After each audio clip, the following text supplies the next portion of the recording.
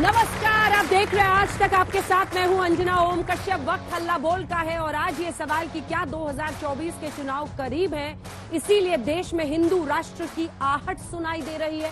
क्या देश के राजनीतिक एजेंडे को एक नैरेटिव के तहत आगे ले जाने के लिए कई सारे किरदार दिख रहे हैं?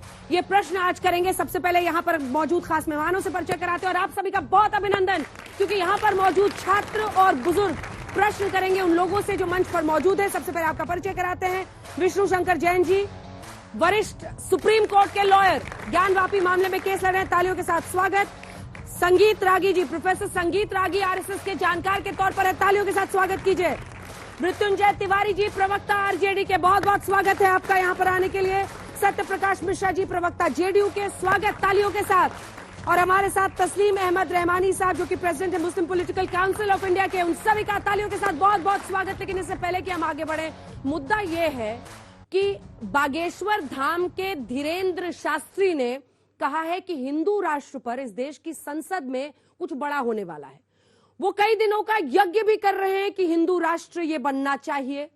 इसी के साथ योगी आदित्यनाथ, उत्तर प्रदेश के मुख्यमंत्री, ये कह रहे हैं कि हिंदू राष्ट्र था, हिंदू राष्ट्र है, हिंदू राष्ट्र रहेगा।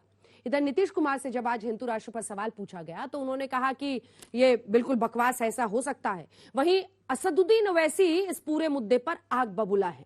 अब इससे पहले कि हम आगे बढ़े, आपको जल्दी से अपनी ये रिपोर्ट दिखाते हैं और फिर ये सवाल पूछते हैं कि क्या राजनीतिक एजेंडे के तहत हिंदू राष्ट्र का मुद्दा उठाया जा रहा है।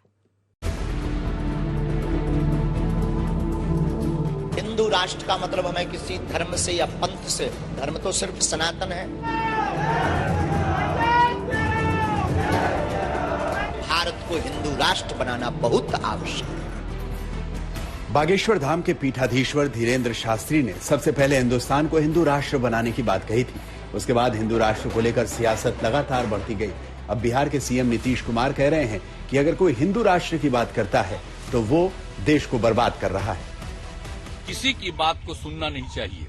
अगर कोई करना चाहता है तो सब उल्टा पुल्टा काम करना चाहता है, देश को खत्म करना चाह रहा है। इसलिए संभव ही नहीं है। जो भी देश है, किस तरह से उन्होंने सबको बताया और अंत में उनकी हत्या तक कर दिया। मेरे पूर्वजों की गलती यही थी ना कि धर्म के आधार पर हुआ, तो पूरा पॉपुलेशन अगर चला गया होता पाकिस्तान, उधर से चले आए होते इधर, तो आज ये दुर्दशा नहीं होता। लेकिन मेरे पूर्वजों से बहुत बड़ी भूल हुई। भले ही नीतीश कुमार हिंदू राष्ट्र की बात को नकार रहे हों, लेकिन बागेश्वर धाम के संकल्प को समर्थन भी मिल रहा है। साधु संत उनके साथ खड़े हैं और सियासी गलियारे से भी समर्थन की आवाज सुनाई दे रही है। एक ऐसा देश है जिस देश का कोई मजहब नहीं है, आप कैसे कह रहे हैं? और कैसे सरकारें खामोश बैठी हैं इस बारे में? बताइए, आप कैसे खामोश बैठे? हम तो पूछ रहे हैं कि सरकार खामोश क्यों बैठ रही है? मैं तो पार्लियामेंट में कहा था कि कोई महीना नहीं जाता जब यहां पर इस तरह की बकवास, अनाप शनाप और धमकी और डराने की बातें की जाती हैं। कैसे आप कह सकते हैं कि इस देश को ऐसा बना देंगे? कैसे बनाएंगे आप? कि ओवैसी जी कई बार न अज्ञानता की बातें करने लगते हैं। उनको पता नहीं है 124 संशोधन हो चुके हैं। तो जो संविधान के संशोधन होता है वो देश के चुने हुए प्रतिनिधियों के द्वारा किया जाता है, जिनकी संख्या सबसे ज्यादा जिस पक्ष में होती है, वैसे संविधान का संशोधन होता है। अब वो वैसे जी ऐसा सोचते हैं कि लगता है पहली बार संशोधन होगा। जिस दिन भी हो, जब भी हो, हमारी भी कल्पना है कि भारत हिंदू राष्ट्र था, है और रहना चाहिए। बागेश्वर धाम से निकली हिंदू राष्ट्र की आवाज अब सियासी गलियारों में भी सुनाई दे रही है। जब कोई दुश्मन नहीं मिलता है तो मुगलों की बात करते हैं। अब मुझे बताओ, मुगलों के तो मुसलमान तो उनका जिक्र नहीं करते हैं जितना ये लोग जिक्र करते हैं, जैसे उन्हीं की औलाद है। हाँ? है ना? मतलब बाप दादा का कौन जिक्र करता है ज्यादा? जो औलाद होती है, बाकी तो नहीं करते हैं ना। तय मानिए कि अभी शोर और तेज होगा। छतरपुर से रवीश पाल सिंह के साथ आज तक ब्यूरो। हिंदू राष्ट्र का एजेंडा, विष्णु जी आपके साथ शुरू करें। क्या सिर्फ एक चमकाने के लिए एक एजेंडा है ये 24 के पहले? देखिए, मुझे ऐसा लगता है कि हिंदू राष्ट्र का एजेंडा कोई चमकाने की बात नहीं है। ये 100 करोड़ हिंदुओं की दिल में धड़कती हुई बात है और ये एक लीगल बात है। और मैं ये बात आपको पर्सपेक्टिव में रखना चाहता हूँ। लीगल है? आर्टिकल 368, भारतीय संविधान का आर्टिकल 368, वो रिपील करने की संविधान को पावर देता है। फ्रांस में संविधान 5 बार बदला जा चुका है। कोई भी संविधान शाश्वत नहीं होता है। अगर आज इस देश की बहुसंख्यक समाज चाहता है कि नया संविधान बने, वो संविधान में जिसमें वफ एक्ट ना हो, वो संविधान जिसमें प्लेसेस ऑफ वर्शिप एक्ट ना हो, तो क्या हमें ये राइट नहीं इस बात की बात करने का? संविधान ही बदल दे देश का। बिल्कुल बाबा साहब अम्बेडकर को भूल जाएं। नहीं, नया संविधान बदलने की बात नहीं कर सकते। और नया संविधान कैसा हो, यह भी तो संवैधानिक बात है। एक हम नया विजन देना चाहते हैं, नई चीजें लाना चाहते हैं। 70 साल हो चुके हैं, देश की आशाओं और आकांक्षाओं को यह संविधान पूर्ति नहीं कर रहा है, तो उसके लिए डिबेट भी ना करें। और अगर ये बात करें तो लोगों को जेल में ठूस दिया जाए। मैं तो खुद केसेस लड़ रहा हूं, जिन लोगों ने हिंदू राष्ट्र की मांग की, बात कही, उसको हेट स्पीच के दायरे में लाके उनको जेल में ठूस दिया गया। 3-3 महीने 6-6 महीने लोग जेलों में। धीरेन्द्र शास्त्री को देखिए, अब नई कार्रवाई घूम रहे हैं, वो इतने बड़े बड़े आयोजन कर रहे हैं, कौन जेल में डाल रहा है? मैं वही कह रहा हूं, नई कार्रवाई की गई, ये मेरा लुकआउट नहीं है, पर जहां पे कार्रवाई हुई वहां पे मैंने केसेस लड़े। मृत्युंजय जी देखिए अंजना जी, ये हम लोग कहते हैं सारे जहां से अच्छा हिंदुस्तान हमारा, इसलिए कहा जाता है कि दुनिया में सबसे अच्छा अगर ये कोई देश है तो हिंदुस्तान है। और उस देश के संविधान को, लोकतंत्र को, उसको अगर कोई छेड़छाड़ करके बदलना चाह रहा है तो ये तो दिख ही रहा है। जो आपने कहा कि 2024 को लेकर के ये बात हवा दी जा रही है। हम पूछना चाहते हैं कि जो संविधान को बदलने की बात कह रहे थे हमारे माननीय न्यायालय के अधिवक्ता महोदय, आप बताएंगे, अब कहेंगे कुछ दिन के बाद आपकी सर्वोच्च न्यायालय के ऊपर भी एक न्यायालय बना देना चाहिए। हर चीज को आप बदलना चाहते हैं। सरदार वल्लभ भाई पटेल जी को तो मानते हैं हमारे आदरणीय प्रधानमंत्री जी, उन्होंने क्या कहा था हिंदू राष्ट्र पर? ये पागलपन है, ये क्या बकवास की बातें हो रही है देश में, ये कहां ले जाना चाह रहे हैं देश को? नौजवान के पेट में भूख लगी है, किसान परेशान है, इस पर बात नहीं हो रही है। संविधान बदलने की चिंता हो रही है। नौजवान पूछ रहा है कि 9 सालों में 18 करोड़ हमारा नौकरी कहां है, तो आप कह रहे हैं संविधान बदल देंगे। जिनके पेट में, सीने में आग लगी है, भूख लगी है ना, उनसे जाकर पूछिए। और जिस हिंदू की ठेकेदारी की आप बात कर रहे हैं, ये हिंदुओं को डराने की कोशिश हिंदुस्तान में कोई नहीं कर सकता। ये धर्मनिरपेक्ष देश है, ये हमारा हिंदू, मुस्लिम, सिख, ईसाई हम सब हैं भाई भाई। ये हमारा मूल मंत्र है, इसीलिए हिंदुस्तान हमारा सबसे अच्छा है। अंजना जी, मैं एक सवाल पूछने, उन्होंने कहा कि ये धर्मनिरपेक्ष देश है। ये धर्म निरपेक्ष वर्ड संविधान में ऐड कब हुआ था, जरा बता दें। देखिए अधिवक्ता कब ऐड हुआ था सर, बता दीजिए प्लीज, महोदय, कृपया करके बता दीजिए। अधिवक्ता महोदय 1976 में, नहीं बता पाएंगे, मैं बताता हूँ। 1976 में इंदिरा गांधी तो सब बता देंगे, आप ऐसा बात कर रहे हैं, नहीं बता देंगे। बता दीजिए ना, मैं तो पूछ रहा हूँ। आप अगर अधिवक्ता बन गए, धर्मनिरपेक्ष है तो कब ऐड हुआ था सेकुलर वर्ड संविधान में, बताइए सर। आपको हम एक सवाल का जवाब दे रहे हैं। मैं तो अब मुझे बोलने नहीं देंगे, आप ये बताइए अभी आपने क्या कहा? नहीं, वो कह रहे हैं कि ये देश हिंदू मुस्लिम भाई भाई का है।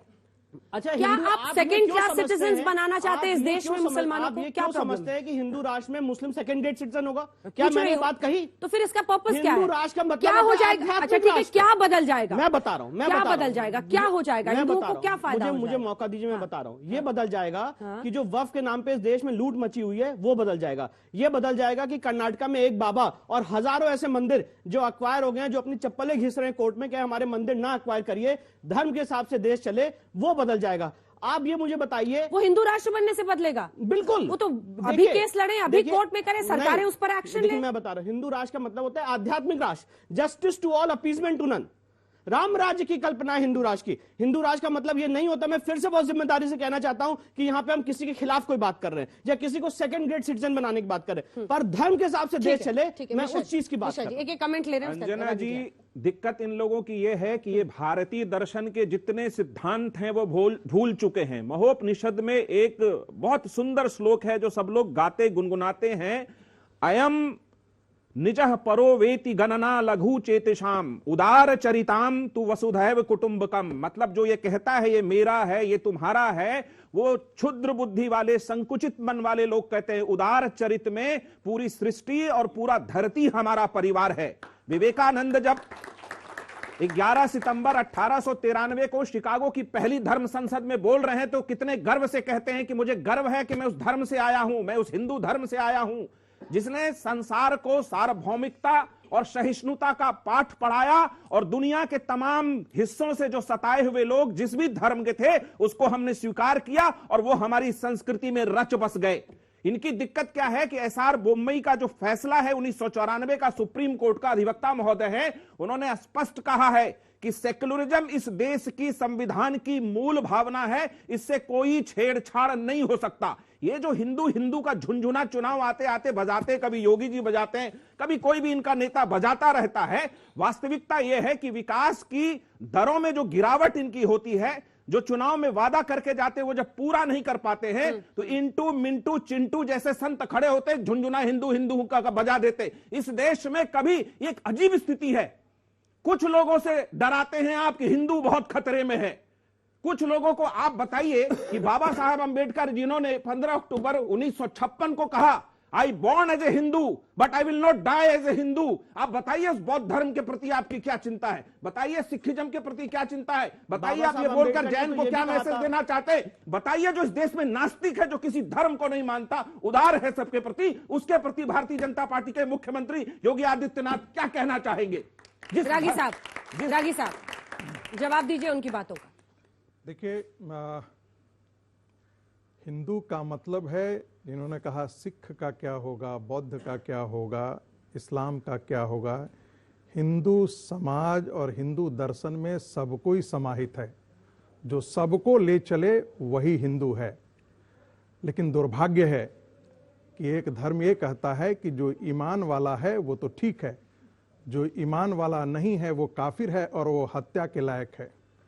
अब आपके साथ समस्या ये है कि ऐसे विवेकानंद जी को कोट किया गया। विवेकानंद जी ने भी कहा कि हिंदू समाज से एक व्यक्ति यदि बाहर जाता है तो हिंदू समाज की एक संख्या सिर्फ नहीं घटती है, हिंदू समाज का एक दुश्मन खड़ा होता है।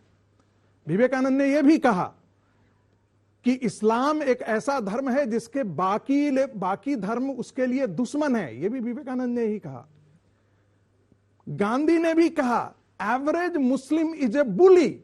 एक समय अफगानिस्तान भी हिंदू बहुल था, एक समय ईरान भी हिंदू बहुल था, जिसे पाकिस्तान देखते हैं वह भी हिंदू बहुल था, और जो आप ये बांग्लादेश देख रहे हैं वो भी हिंदू बहुल था।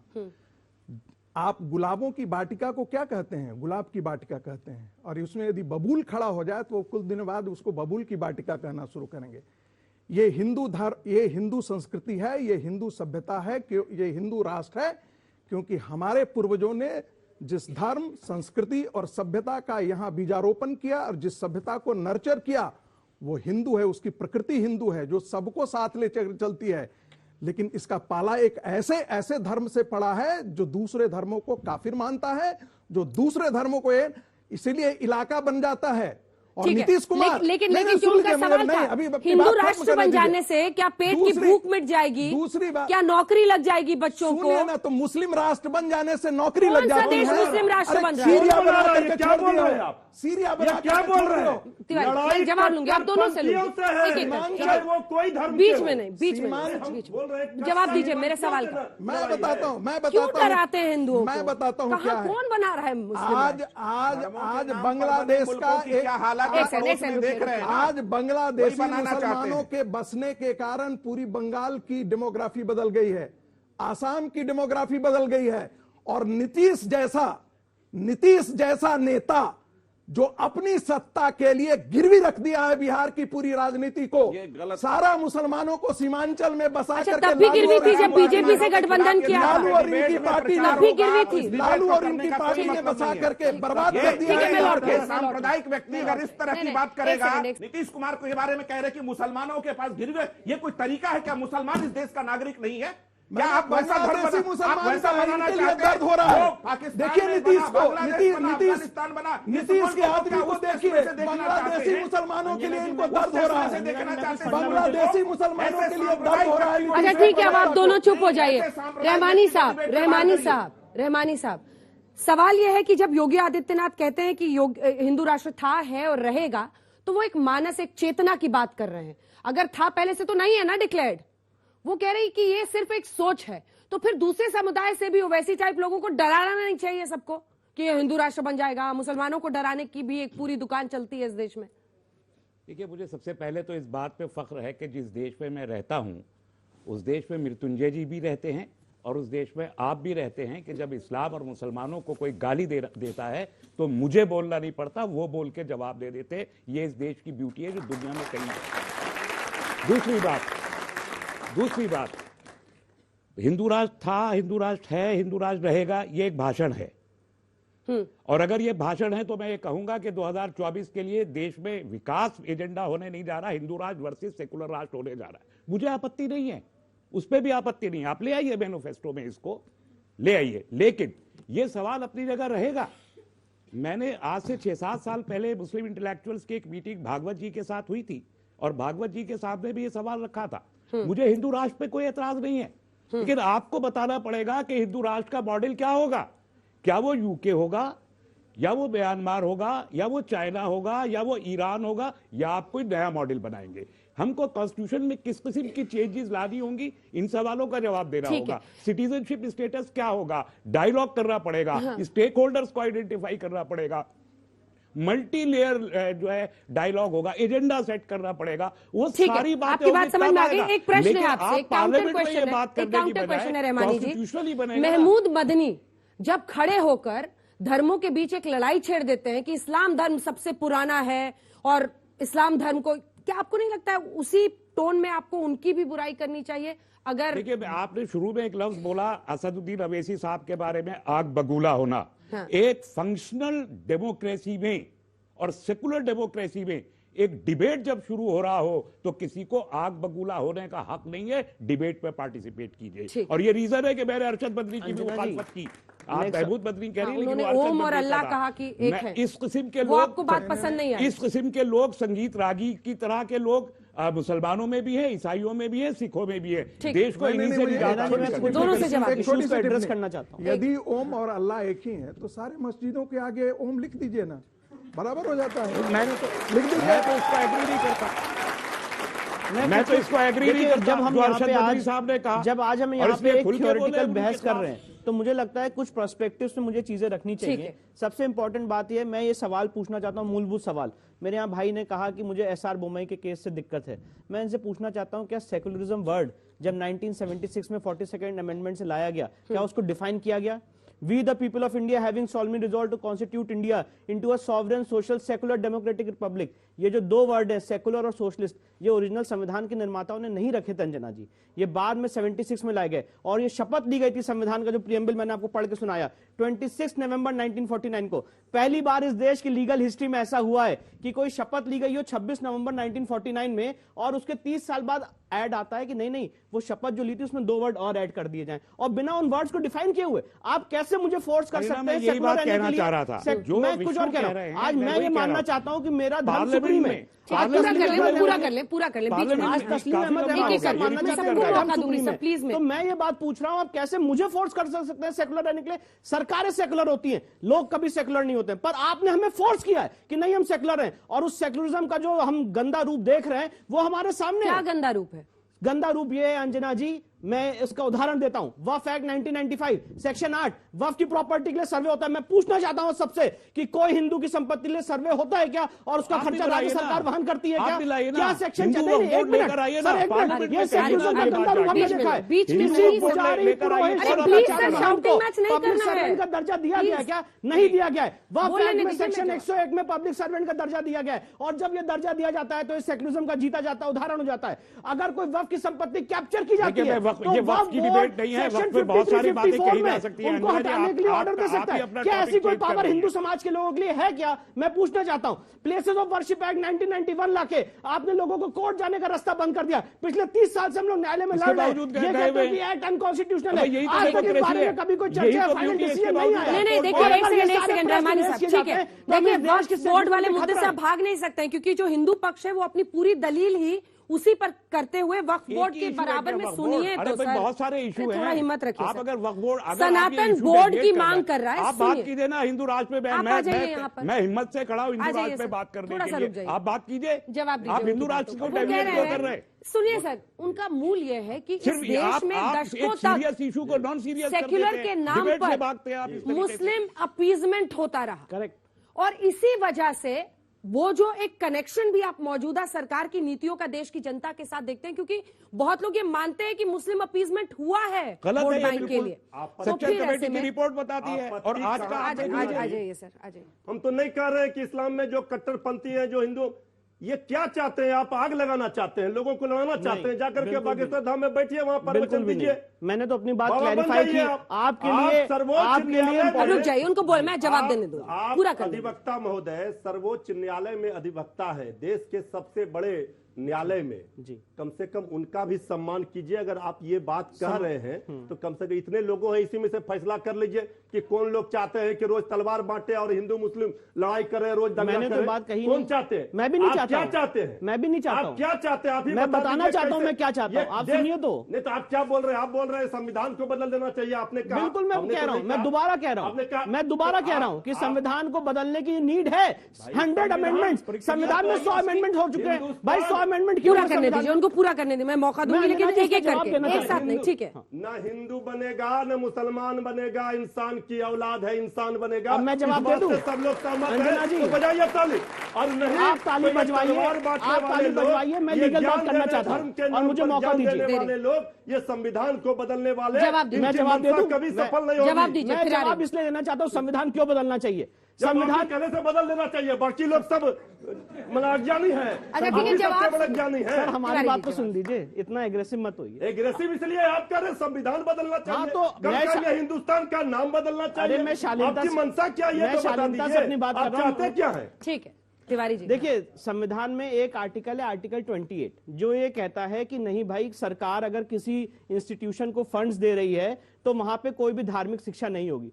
पर वहीं पे इसी संविधान ने आर्टिकल 30 सब क्लॉज 1 लाया, जिसमें यह कहा कि माइनॉरिटी के एजुकेशनल इंस्टीट्यूशंस बनेंगे और उसको अगर सरकार फंड देती है तो वो अपने धार्मिक शिक्षा भी दे सकते हैं। मैं पूछना चाहता हूं, ये कंट्राडिक्टरी बात नहीं है क्या? मैं पूछना चाहता हूं, जो सरदार वल्लभ भाई पटेल ने कहा था कि संविधान में माइनॉरिटी राइट्स नहीं होने चाहिए और इन्होंने सरदार वल्लभ भाई पटेल को कोट किया। मैं पूछना चाहता हूं, सरदार वल्लभ भाई पटेल ने कहा था कि अगर ये माइनॉरिटी राइट्स इतने इंपॉर्टेंट है और ये माइनॉरिटी इतने वेल लीड है जिन्होंने अपना देश बना लिया, तिवारी जी आपको माइनॉरिटी राइट्स नहीं मिलने चाहिए। ऐसी बात कर रही है, सुप्रीम कोर्ट में नहीं बात हो रहा है। आप तर्क से बात कीजिए ना। अरे वो लॉयर है, अच्छी बात है ना, तर्क दे रहे हैं, तू मैं नहीं कर रहे हैं, तर्क दे रहे हैं ना। आप अपना तर्क दीजिए, ठीक है? मैं तो उनको बोलने तो दीजिए। इतना बोल दिया, क्या उसके बाद जवाब। मैं तो संविधान में अच्छा पूरा करने दीजिए, उसके बाद एक एक करके। अंजना जी, मैं संविधान में कंट्राडिक्शंस बता रहा हूँ और मुझे जरा ये बताइए, मुझे प्रश्न पूछने का हक भी नहीं है क्या? जब सरदार वल्लभ भाई पटेल ने कहा था तो चले गए वहीं पर सर। अरे 2 साल से तो मोदी जी है। अंजना जी, मैं अपनी बात तो कंप्लीट कर लूं। सरदार वल्लभ भाई पटेल ने कहा था कि अगर इस देश के माइनॉरिटी इतने स्ट्रांग है जो अपना एक देश बना सकते हैं तो उनको माइनॉरिटी राइट्स नहीं मिलने चाहिए। उसके बाद भी माइनॉरिटी राइट्स है। 5200 करोड़ रुपए केंद्र सरकार माइनॉरिटी, ठीक है, सवाल पूछिए। और उनके एजुकेशन इंस्टीट्यूशंस। आप हिंदुस्तान में ही रहते हैं? एकदम हिंदुस्तान में रहते हैं। हिंदुस्तान कहते हैं हिंदू है। आराम से हम कह रहे हैं कि हम हिंदू हैं, लेकिन आप ये बताइए मेरे को, हमको हिंदू वोट बनाने में आपको दिक्कत क्या हो रही है? हमको कोई दिक्कत नहीं हो रही है। तो आप तो इतराज उठा रहे हैं। लड़िए मत सर, लड़िए मत, सवाल पूछिए, सवाल पूछिए, ओवैसी सिंह जी, जब वो कहते हैं कि ना हटा दो फोर्स को, हम यहाँ पे मुस्लिम कंट्री बनाएंगे। अच्छा ठीक, पंथियों के खिलाफ 140 करोड़ देशवासी। मेरा सवाल आरजेडी और जेडीयू से है। बिहार में जो है जाति जनगणना कर रहे हैं आप लोग तो हिंदुओं को बांटने का काम कर रहे हैं। आप हिंदू, सिख, मुस्लिम, ईसाई कर रहे हैं। ठीक है, आप दोनों इसका जवाब दे दीजिए।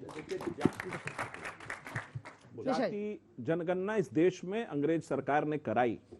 ओबीसी रिजर्वेशन लागू होने के बाद यह जानना बहुत जरूरी है कि इस देश में कौन सी जातियां और हाशिए पे पड़ी हैं, किस जाति की क्या संख्या है। उसके विकास को सुनिश्चित करने के लिए एफर्मेटिव एक्शन पॉलिसीज बनानी पड़ती है ताकि उसका विकास हो सके और वो मुख्य धारा में समाज के आ सके। क्या और सोचे, अगर क्या करेंगे अगर सर? समाज की सच्चाई है और आप उसको गिनना नहीं चाहते हैं तो तकलीफ यह है कि उस जाति की समस्या को, उसके जीवन की समस्याओं को आप एड्रेस नहीं करना चाहते हैं। इस देश में 10% आरक्षण आर्थिक आधार पर भी लागू हुआ, उस समय भी अलग अलग जातियां उसमें शामिल हुई। यह भी जानना पड़ेगा कि आर्थिक आधार पर कितनी जातियां पिछड़ी हैं जिसको 10% आरक्षण का लाभ मिल सके। ये कारण है कि दो काउंटर प्रश्न है मेरे। अंजना जी, सामाजिक न्याय की ये सरकारें 1990 से बिहार में है, तो आप लोग कर क्या रहे थे इतने साल? और सामाजिक अन्याय की दूसरा प्रश्न सर, प्रश्न सुन लीजिए सर, प्रश्न दोनों का जवाब है कि आप ही को देना है जवाब। क्या करेंगे आप जातीय जनगणना? क्या आप आरक्षण के अनुपात को बदलेंगे? क्या मतलब 30 साल 35 साल सरकारों में रहते हैं, फिर कहते हैं कि नहीं हम सामाजिक समानता ला पा रहे हैं, हम अब जातीय जनगणना करेंगे। क्या करेंगे? आरक्षण अनुपात बदलेंगे?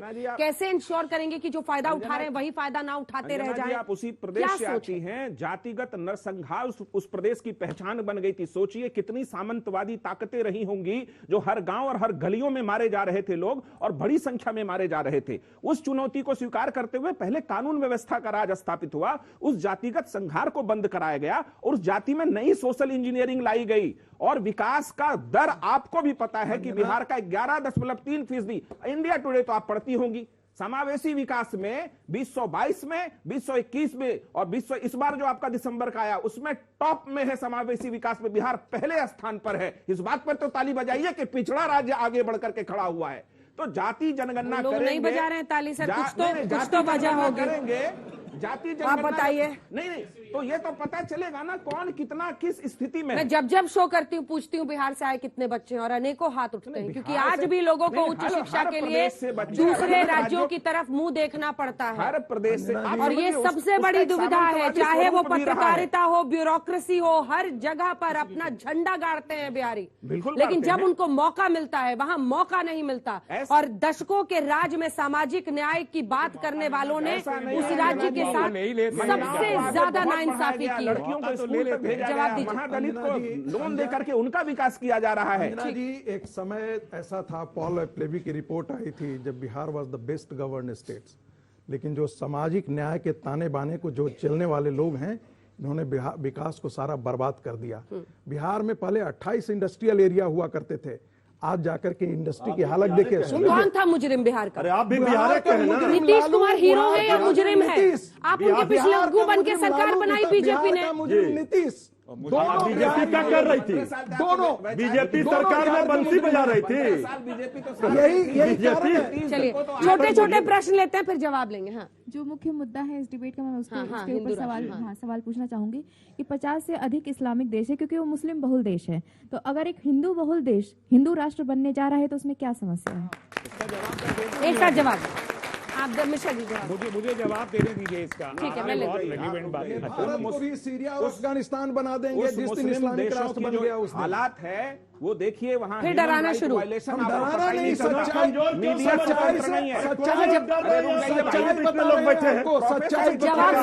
लोगों को देखिए। उन मुस्लिम राष्ट्रों की स्थिति आप देखेंगे, उनका ह्यूमन राइट वायलेशन। अफगानिस्तान आप चले जाइए, बांग्लादेश चले जाइए, कभी एक ब्लॉगर को मार दिया गया वहां। तो ये फेनेटिसिज्म, किसी धर्म के आधार पर राजनीति जब होती है तो उन्मादता बढ़ती है। और भारत एक उदारवादी राष्ट्र हमेशा इतिहास से रहा है। विवेकानंद ने नेपाल हिंदू बहुल राष्ट्र क्यों नहीं वहाँ हो जाता है?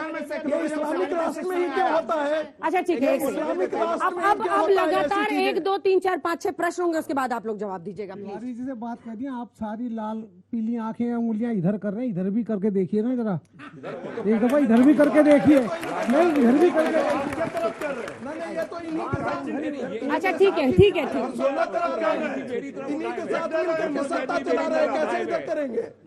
लेकिन हम खड़े इसके बावजूद। आज आरक्षण में इतनी जातियां हैं, वो इतने पैसे वाले हैं, वो कहते हैं पिछड़ी जाति होने में भी नीचा महसूस करते हैं, तो जो जाति के आधार पर तो कुछ भी नहीं होना चाहिए। ठीक है, मेरा सवाल सर आपसे है, प्रोफेसर साहब से। सर आपने कहा कि इस्लाम जो है बाकी धर्मों को अपना दुश्मन मानता है, तो सर जो हिंदुस्तान के अंदर 20-22 करोड़ मुसलमान रहते हैं, क्या आप उनको अपना दुश्मन मानते हैं? हम नहीं, क्योंकि वो आपको अपना दुश्मन मानते हैं। और सर अगर हिंदू राष्ट्र बन गया तो क्या वो आपके दोस्त बन जाएंगे अगर आपके दुश्मन है अभी? सुन लीजिए, हम नहीं मानते हैं, हम उनको दुश्मन नहीं मानते हैं, लेकिन वो सरतन से जुदा करने के नारे सड़कों, ये आप हर मुस्लिम के लिए इस देश में कह रहे हैं। आप सुन रहे हैं अपने आप को कि आप क्या कह रहे हैं? मेरी बात सुनिए प्लीज, फिर बीच में, लेकिन सुनिए, 1000 साल से हम रह रहे देश में। सुन लीजिए, मैं यही बात कह रहा था ये हिंदू राष्ट्र है, और लेकिन ये हिंदू राष्ट्र तभी तक रहेगा यहाँ पर जब तक कि ये प्रिडोमिनेंटली हिंदू देश है। जिस दिन मुस्लिम पॉपुलेशन बढ़ता जाएगा, मुस्लिम पॉपुलेशन बढ़ता जाएगा, वो हिस्सा भारत के लिए उतना ही कठिनाईदायक होने वाला है। आपने देखा केरला के अंदर एक गांव मुस्लिम बहुल हो रहा है तो कह रहा है कि आप घंटी नहीं बजा सकते मंदिर में। कह रहा है ये मुस्लिम इलाका है, 400 विद्यालय मुस्लिम इलाके के विद्यालय, कह रहे हम शुक्रवार को ही छुट्टी होगी, संडे छुट्टी नहीं होगी। ये मानसिकता क्या है? यही देश का इस्लामीकरण हुआ है। 1947 में 23% मुस्लिम था, ये उस विचार के कि कोई आंख निकालता है कि एक जवाब रहमानी वो 9.6% अच्छा ठीक है 18% होकर के वही मांगे पूरी करें। वैसे ही 1000 साल से यहाँ पर वैसे ही आक्रमण किया जो 1947 1000 साल से यहाँ पर सनातनी धर्म के मानने वाले लोग रहते हैं, जो हिंदू नहीं कहलाए जाते थे, सनातनी कहलाए जाते थे, पीसफुली रह रहे। लेकिन 2014 से लेके अब तक इतना खौफ बपा किया गया जैसे हिंदुओं के ऊपर बहुत बड़ा खतरा। ये सिर्फ पॉलिटिकल है, ये पॉलिटिकल है। इससे पहले 2014 से पहले इस मुल्क के 100 करोड़ हिंदुओं को इतना नहीं जितना अब डराया जा रहा है। प्रोफेसर साहब, आपके क्लास में कोई बच्चा ऐसे बोलने लगेगा, अच्छा लगेगा आपको? एक साथ मत बोलिए। कौन सा मुस्लिम राष्ट्र तो भाईचारा था क्या? एक चीफ मिनिस्टर मुसलमान नहीं, आप लेकिन पॉलिटिकल क्यों हो गए? गवर्नर मुसलमान, आप पॉलिटिकल क्यों हो गए? इस देश में क्या धर्म के आधार पर दंगे पहले नहीं हुए? 2014 के बाद आप क्यों बोलने लगे? आप पॉलिटिकल हो गए। 2014 में सबसे पहले कहा गया कि हिंदुओं का राष्ट्र आया है, इससे पहले कभी नहीं कहा गया था। 2014 में कहा गया। आप और इन्हीं के लोगों ने कर रहे हैं सर कि अभी जो है रेडिकलाइज मानसिकता है, ये इंडिया को भी सीरिया अफगानिस्तान बना देंगे। सर मैं आपको जो है अभी 3 साल पहले की बात बताना चाहता हूँ। 2019 22 से 24 फरवरी दिल्ली दंगे, उसमें जो था हिंदुओं का भी हाथ था, मुसलमानों का भी हाथ था। तो आपके क्या हिंदू राष्ट्र बनने से ये दंगे रुक जाएंगे? बहुत अच्छा सवाल किया, मैं इसका उत्तर दे दूं अंजना जी। हाँ, छोटा सा लेकिन 3 लाइन। हिंदुओं की आक्रामकता अपने को बचाने के लिए है और मुसलमानों की आक्रामकता अपने धर्म के फैलाव के लिए है। इस दोनों अंतर को समझिएगा। हरियाणा में परसों जो जलाया गया है वो कौन सी आक्रामकता? पूरी दुनिया में इस्लाम। मैं प्रोफेसर साहब आपको इतना ही कहूंगी, एक सेकंड अब सब चुप हो जाइए। मैं इतना ही कहूंगी प्रोफेसर साहब कि किसी भी एक पूरे धर्म को जो आप एक रंग में रंग रहे हैं उससे आपको बचना चाहिए। आने वाली पीढ़ियां प्रोफेसर को सुनती हैं, सीखती हैं, समझती हैं। आप एक पूरे धर्म को, एक मजहब को रंग रहे हैं सर। किया है सीरिया में क्या है, अफगानिस्तान में क्या है, अल्जीरिया में क्या है, भारत में कोई शरिया की बात नहीं कर रहा। भारत में सब कॉन्स्टिट्यूशनल राष्ट्र की बात। कुछ लोग कहकर कह सकते हैं अपनी बात, लेकिन एक पूरे मजहब को मत रंगिए एक रंग। गुलदस्ता कहा गया है मुख्तलिफ रंगों का और हमेशा कहा गया है, लेकिन आप उस वहाँ चुप नहीं होंगे, आप पूछिए। मेरा सवाल रहमानी सर से है। मैं उस भारत का नागरिक हूँ जहाँ पे लोग एक दूसरे को आदाब भी कहते हैं, सलाम भी कहते हैं, सत श्री अकाल भी बोलते हैं और नमस्ते भी कहते हैं। लेकिन मेरा प्रश्न सिर्फ ये एक है कि जब भी कोई हिंदू जुलूस निकलता है, यात्राएं निकलती हैं, वो बड़ी शांति प्रिय तरीके से निकलती हैं, उनमें ना कोई दंगा फसाद होता है, लेकिन एक हमेशा एक विशेष तबका ही होता है जो उन जुलूसों पर पत्थर फेंकता है। लेकिन फिर भी मैं ये नहीं कह रहा कि वो पूरा इस्लाम धर्म इसके खिलाफ, वो पूरा इस्लाम इसमें इंक्लूड है, लेकिन वो इस्लाम के कुछ लोग हैं। कई जगहों पर ऐसी घटनाएं होती हैं और ये नहीं होना चाहिए। हाँ। ये बहुत कब्ज हो गई है। आप 2014 के बाद ही ये सब सुनना शुरू किया, इससे पहले नहीं, आप कौन सी दुनिया में जी रहे हैं? इससे पहले नहीं आती थी खबरें। कौन सी दुनिया में जी रहे हैं सर? हवा में बातें नहीं करता। मैं जहाँ पथराव हुए हैं वो पथराव नहीं। दुर्गा जी रहमानी साहब, आपने काल्पनिक दुनिया बना रखी है, भारत में ही जीते हैं ना, गलत कह रहे हैं। बात करते हैं तो नुपुर शर्मा के नाम पे इतने बयान देते हैं, वो कन्हैया लाल के समय मौन क्यों है? पंडित धीरेन्द्र शास्त्री जी का एक बयान आया था, जब गजवा हिंद पे विवाद नहीं तो भगवा हिंद पे क्यों? विवाद का है, हम तो खुद ही पूछ रहे थे। 2-3 प्रश्न बच्चों को बोलने दीजिए। मेरा एक प्रश्न है कि जब इस्लामिक देश हैं इतने सारे, उनको तो किसी ने नहीं कहा कि हम हिंदू राष्ट्र बनाएं, और जब हिंदू राष्ट्र है तो फिर हिंदू राष्ट्र ही बनने दो, इस्लामिक क्यों बनाएं हम उसे? मेरा सवाल संगीत सर से है और एक सवाल मृत्युंजय तिवारी जी से है। सर, हमारे आदरणीय प्रधानमंत्री जी कहते हैं कि सबका साथ सबका विकास, तो हम हिंदू राष्ट्र बोलकर उनको आहत नहीं कर रहे। और एक आपसे है कि जब आप ये कहते हैं कि हिंदू मुस्लिम सिख ईसाई हम इंसान के बच्चे इंसान की बात करेंगे, तो आपने मृत्युंजय तिवारी क्यों लगाया है? मुझे क्यों घूर के देख रहे हो? तिवारी जी, हमारा सवाल आपसे कि नुपुर शर्मा जब बयान देती है उसके बाद आप देखते होंगे कि कितनी हिंसाएं की गई, कितनी कन्हैयालाल तिवारी और मर्डर किया गया, लेकिन जब कन्हैयालाल तिवारी के मर्डर किया जाता है उसके बाद कितने संगठन आए थे उनके विरोध में? इसलिए ना हमने कहा कट्टरपंथी ये किसी जात के, किसी धर्म में आतंकियों का, गुंडों का, बदमाशों का कोई जात प्रश्न कुछ और था तिवारी जी। कट्टरपंथी उसका प्रश्न ये था, सुनिए नहीं, उसका प्रश्न, एक सेकंड, उसका प्रश्न ये था कि इस्लामिक कट्टरपंथ पर सबके मुंह पर टेप लग जाता है। कहाँ टेप लग जाता है? सर, तन से जुदा वाला ज्ञान जब एक्टिव होता है, इस मुल्क में जो है वो इतना भी कमजोर नहीं है हिंदुस्तान का हिंदू जो आप कह रहे हैं कि टेप लग जाता है। हमारा लड़ाई है कट्टरपंथी ताकतों से। ये देश को खोखला कर रहा है, कमजोर कर रहा है। कोई भी हो, हम नफरत की खेती नहीं करने देंगे। हम as a nation, as a country बहुत मजबूत है और रहेंगे। हाँ, प्रश्न सुनिए। सर, मुझे तो पहली बात ये समझ नहीं आता हम लोग ये बात ही क्यों कर रहे हैं। प्रश्न पूछिए। हाँ, प्रश्न ये है सर कि सॉरी कि सर ये जो आया था ना ये हिंदू मुस्लिम, सर ये हम लोगों ने नहीं कराया, ये हिंदुओं ने, ये मुस्लिमों ने नहीं कराए सर। ये आजादी से पहले ये अंग्रेजों की ये चाल थी, divide and rule policy sir. ये तब से तो ये बीज बोया गया सर। उस बीज को हम आज भी आगे लेके क्यों जा रहे हैं सर? जब आप बात करते हैं कट्टरपंथियों की, सर कट्टरपंथियों सर दोनों ही धर्म में गलत है, चाहे वो हिंदू में हो, चाहे वो मुसलमान में हो, या चाहे वो सिख में हो, या किसी में हो। जवाब दीजिए इसका, फिर आगे बढ़े। मैं उत्तर देता हूँ। बहुत अच्छा। हिंदुओं ने मस्जिदों को जाकर के नहीं तोड़ा, लेकिन जितने आक्रांता आए नॉर्थ भारत के सारे मंदिरों को तोड़ डाला। और औरंगजेब जो है मन भर जनेऊ तोलता था। वो हिंदू नहीं थे, आरएसएस के लोग थे। और इस्लाम के नाम पर, उसकी लेगेसी के नाम पर, इस्लाम के नाम पर ये सारे कत्लेआम और मंदिर तोड़े गए। ये हम तो नहीं बोले, बंकिम ने कहा entire medieval period is a chronicle of destruction of temples, Hindu temple. Medieval period के लिए कहा ना, आज के लिए तो नहीं कहा। आज के लिए फिर वही शुरू हो गया। पूरे सब आज के मुसलमान, आपको बुरा नहीं लगता जब आप ऐसा बोलते हैं? मुस्लिम हक को आप पढ़िएगा, अरे स्वामी विवेकानंद आदर्श हो सकते हैं। हिंदुओं की आक्रामकता पे बात हो रही है यहाँ पर। मेरा सिर्फ इतना सा सवाल है, मस्जिद में रखकर राम की मूर्ति को उसको पूजना और उसको हमारा मंदिर बोलकर वहां पे मंदिर की स्थापना करने शुरू कर देना, चलती हुई नमाज के बीच में हनुमान जी की चालीसा चलाकर ये कह देना कि हम ये नहीं बजने देंगे क्योंकि हिंदू राष्ट्र बनाना है।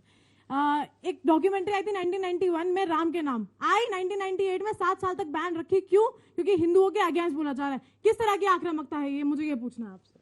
देखिए, मैं इसका जवाब देना चाहता हूँ। सबसे इंपॉर्टेंट बात ये किस तरह की आक्रामकता है कि आप किसी भी मंदिर में आके वहां पे आप नमाज पढ़ लें और अगर उसको रोका जाता है तो आप कहते हैं कि नहीं ऐसा नहीं होना चाहिए। जो मेरी बहन ने यहाँ पे बात कही, मैं उनसे एग्री करता हूं कि अगर इस तरह की, और मैं यहाँ पे अंजना जी फिर से कहना चाहता हूं कि मैं यहाँ पे एक आक्रामक हिंदू राष्ट्र को प्रमोट या प्रोजेक्ट या एडवोकेट नहीं कर रहा हूं। मैं यहाँ पे एक मैंने तो कभी बोला ही नहीं सर, आपने सुना ही नहीं मेरी बात। मैं सही जगह पर आ गए। देखिए बहुत शॉकिंग है, आप बोलने ही नहीं देते यहाँ पे। मैं यहाँ पे मैंने शुरू में अपने ओपनिंग रिमार्क्स में कहा कि मैं यहाँ पे एक आध्यात्मिक हिंदू राष्ट्र की बात कर रहा हूं जहां पे जस्टिस टू ऑल होगा, अपीजमेंट टू नन होगा, और क्या क्या अपीजमेंट चीजें हुई है वो मैंने यहाँ पे गिनाई। पर अगर आप नहीं सुनना चाहते, अगर आप नहीं बताना चाहते कि सेक्युलरिज्म इस देश में कब आया, आप नहीं बताना चाहते सेक्युलरिज्म की परिभाषा क्या है, बताइए मुझे। संविधान में सेक्युलरिज्म कहीं डिफाइंड है क्या? कोई मुझे बताए यहाँ पे संविधान में सेक्युलरिज्म कहीं डिफाइंड है क्या? आजकल तो तिवारी जी सेक्युलर शब्द कोई पार्टी इस्तेमाल नहीं करना चाहती। देखिए सेक्युलर शब्द जो सबको लगता है कि जो देश के हिंदू हैं वो नाराज हो जाएंगे, सब अब जनेऊधारी, मंदिर में घंटी सब बजाने लगे। देखिए अंजना जी, ये जो जहर बोने का काम शुरू हुआ, इसके बाद से ही लोगों के मन में ये भाव पैदा होने लगे। ये हिंदू और मुस्लिम, हम लोग तो एक खिलाड़ी रहे हैं और हम सभी धर्मों के जूठे पानी भी पीते थे। जो ज्ञान व्यापी में शिवलिंग के ऊपर वजू हो रहा है उसके खिलाफ बोलिए। क्यों नहीं बोलते आप? क्यों नहीं बोलते? ज्ञान व्यापी में शिवलिंग के ऊपर वजू हो रहा था, क्यों नहीं बोला? क्यों नहीं बोलते वो शिवलिंग है, हमें उसकी पूजा का अधिकार दिया जाए? क्यों नहीं बोलते हैं कि जो मथुरा में हमारी जो वहां पे भगवान की मेन मंदिर है उसके नीचे आज भी उनका जन्मस्थल है, उसको हमें वापस दीजिए? क्यों नहीं बोलते भोजशाला में जो मूर्तियां कटी हुई रखी हुई है उसको रिस्टोर करिए? क्यों नहीं बोलते कुतुब मीनार के अंदर जो गणेश जी उल्टे रखे हुए हैं उसको सही किया जाए? क्यों नहीं बोलते? क्यों नहीं बोलते? बोलिए। हम कुछ नहीं बोलेंगे, हमारे बड़े बुजुर्ग बैठे हैं। 30,000 बताइए कि ये काशी विश्वनाथ का अनादर करते हुए ये देश नहीं चला सकता। अरे और हम लोग, मैं यहाँ पे यही बात एडवोकेट कर रहा हूँ कि इस देश में हिंदुओं का आप एडवोकेट है साहब, ऐसी बात ऐसी दलील दीजिए, देश की जनता जो है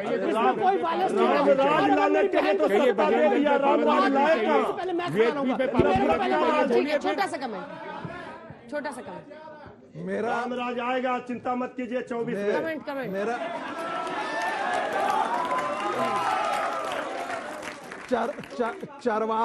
चरवाहा विश्वविद्यालय से रामराज नहीं आ सकता। आएगा तो वो भी नहीं बना पाए, ये तो वो भी नहीं बना पाए।